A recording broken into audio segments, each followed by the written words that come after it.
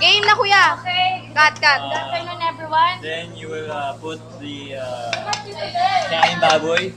This is the kanin baboy. So, i-add mo lang siya. Tapos ano. So you mix it thoroughly so that the Lagyan natin texture siya will. ng... Kuya, lagyan natin ng pepper. Kuya, pepper.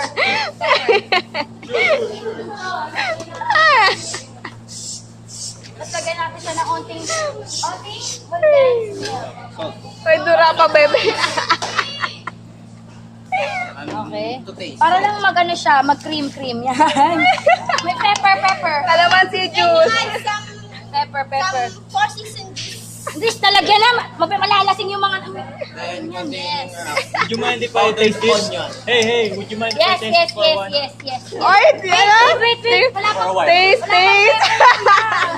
Taste. Then you add some Konting butter. We will taste it and when it's already boiling. Then we As you will can see, put there's some parsley leaves. para may sisiw doon. Kaya gumagalaw! then you shake it. Shake it big. Yes.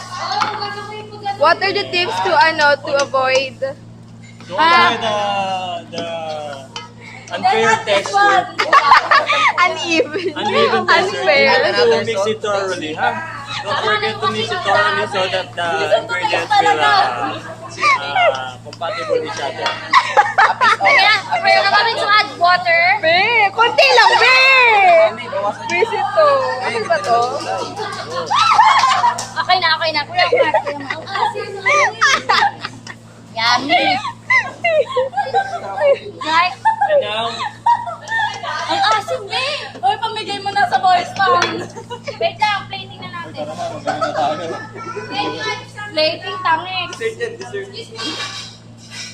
Yan, some sauce. Bechamel sauce.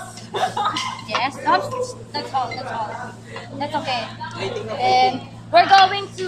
Ano trip? May gawin na ng chef. Hinaan mo, friend. Then you're going to add the Oy, timbang. don't speak Tagalog. Ay, sorry. We don't understand Tagalog here. We are live. Lagi ka na lagi, wala naman laman. Ay, nilalaglag ka eh. Tara na. Tama na yan. Tikim. Serve. It's already. Plating. And this is Already already done. It's already done. Then we're going to plate this.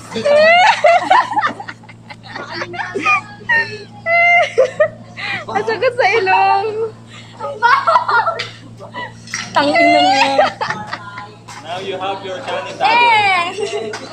Plating